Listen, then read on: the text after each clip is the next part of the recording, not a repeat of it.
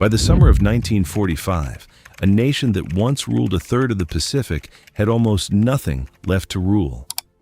This isn't the story of one defeat. It's the story of 10 decisions that built it.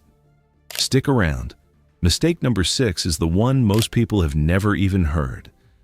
Mistake number 1, the gamble on quick peace. Tokyo's War Council wasn't planning to defeat America outright. They were planning to hurt it badly enough to force a deal. Before dawn, the carrier fleet slipped out under total radio silence. At Pearl Harbor, the first strike landed exactly as planned. Tokyo's newspapers called it the greatest victory in the nation's history. 8 battleships hit, not nearly enough to end the war. Diplomats quietly prepared paperwork for the negotiations everyone expected to follow. Congress didn't send negotiators. It sent a declaration of war. In Tokyo, that realization landed slower than the bombs had. The gamble had bought 6 months of victories and a war with no way out. Mistake number 2, misjudging the enemy. Japanese intelligence rated American industry as slow, soft, unmotivated. In 1941, that wasn't entirely wrong. By 1943, the same factories were unrecognizable, running around the clock. New aircraft carriers were launching faster than Japan could track them. The U.S. built more carriers in 1 year than Japan built in the entire war. Japanese planners kept working from numbers that were already years out of date. Night shifts, floodlights, no pause. American industry simply didn't stop.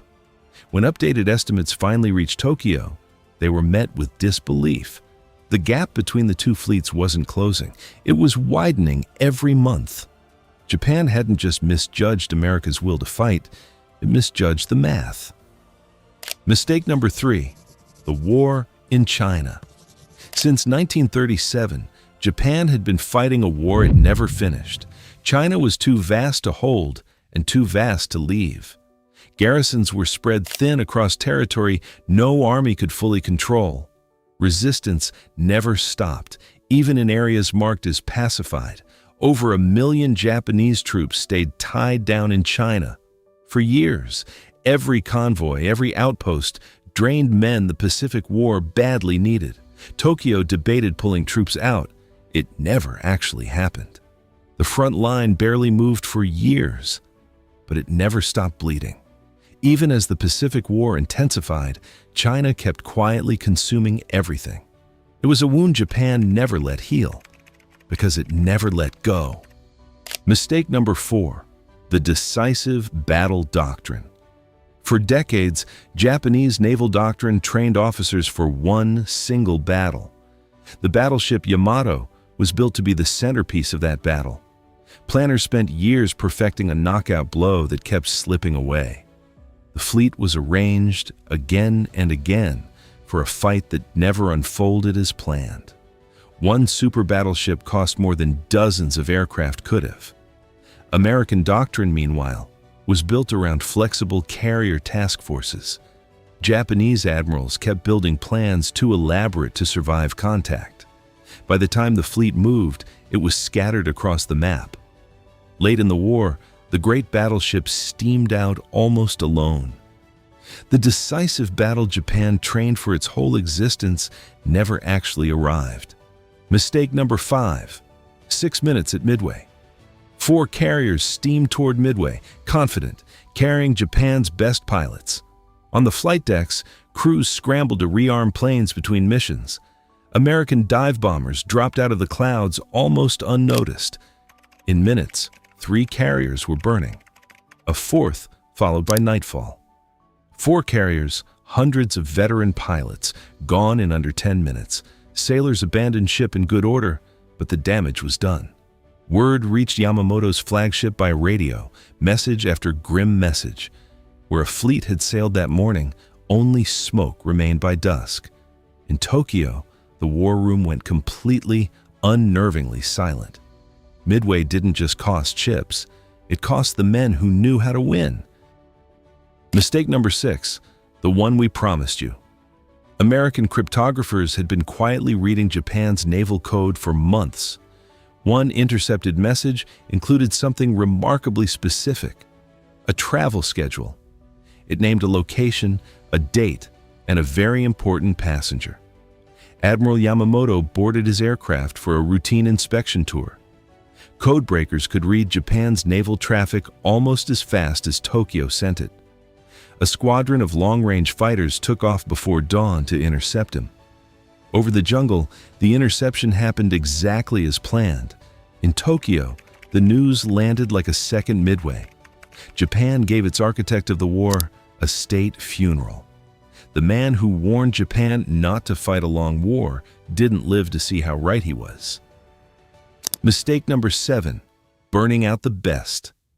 Early in the war, Japan's pilots were among the best in the world, but flight schools kept graduating fewer replacements every single year. Empty seats in briefing rooms became a familiar sight. American pilots, by contrast, rotated home to train the next generation. By 1944, new pilots trained for a fraction of the hours veterans once had. Training was cut short because there was no time left to wait. Squadrons grew visibly younger and visibly less prepared. Even veteran instructors were pulled back into combat instead of teaching. Some pilots flew their final mission with barely any training at all. Japan hadn't just lost planes, it had run out of the people who knew how to fly them. Mistake number 8, production gutted.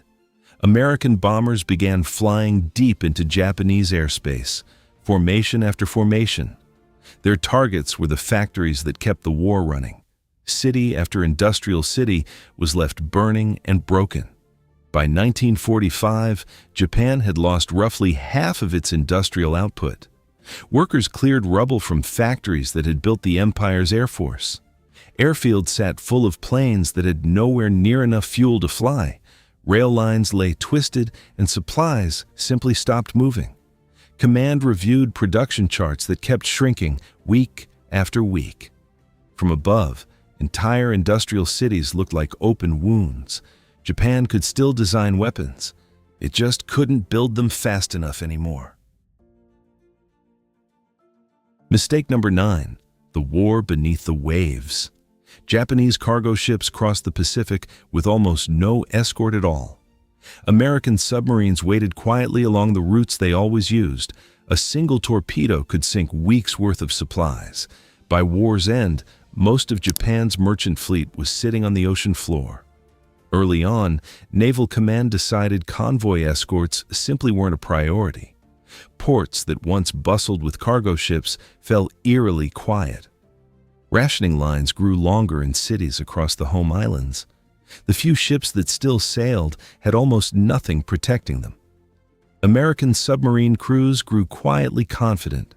The hunting had gotten easier. Japan built an empire that depended entirely on the sea and never learned to defend it. And mistake number 10, no ships, no unity. Japan's army and navy operated less like allies, more like rivals. They argued over resources that neither side had enough of. Each branch built its own separate, overlapping aircraft programs. Duplicated effort wasted resources Japan could no longer spare. By 1944, the defensive perimeter was shrinking on every map. In Tokyo, the cabinet itself couldn't agree on whether to keep fighting. Cities lay in ruins. Soldiers and civilians walked among the wreckage. In a bunker beneath the capital, officials finally discussed surrender. On a battleship in Tokyo Bay, the delegation signed the documents that ended it. 10 mistakes, none of them alone was fatal. Together, they turned an empire into ash in less than 4 years.